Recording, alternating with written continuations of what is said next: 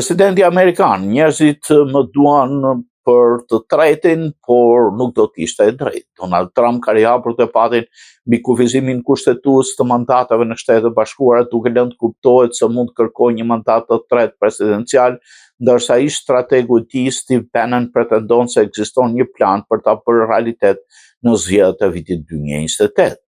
Presidenti Amerikan Donald Trump nuk e ka përjashtuar mundësinë e një mandati të tretë presidencial, duke thënë se do ta donte një gjë të tillë, megjithëse kushtetuta e Shtetet Bashkuara ndalon qartësisht një president të zgjedhur më shumë se 2 herë. Duke folur me gazetarët gjatë udhëtimit të tij në Azi, Trump tha se nuk ka menduar seriozisht për këtë opsion, por theksoi se gëzon mbështetjen më të madhe që ka pasur ndonjëherë në sondazhe.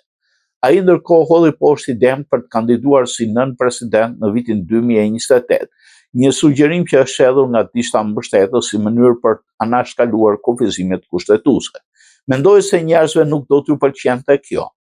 Është shumë e zgjuar, por nuk do t'ishte e drejtë, deklaroi Trump nga Air Force One gjatë fluturimit nga Malajzia drejt Japonisë. Komentet e tij vijnë pas deklaratave të ish strategut të tij Steve Bannon, i cili javën e kaluar tha për The Economist se ekziston një plan për të siguruar një mandat të tretë për Trump. Trump do të jetë president edhe në vitin 2028 dhe njerëzit duhet të mësojnë me këtë, tha Bannon, duke shtuar se detajet do të publikohen në kohën e dur. Sipas amendamentit 22 të Kushtetutës amerikane, asnjë person nuk mund të zgjedhë president më shumë se 2 herë.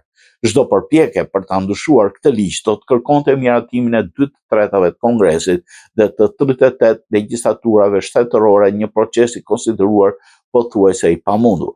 Nga ana tjetër, demokratët ende nuk kanë përcaktuar qartë kandidatët për zgjedhjet e vitit 2028, megjithëse guvernatori i Kalifornisë Gavin Newsom dhe ish-nënpresidentja Kamala Harris kanë shprehur publikisht interesin për të kandiduar për Shtëpinë e Bardhë.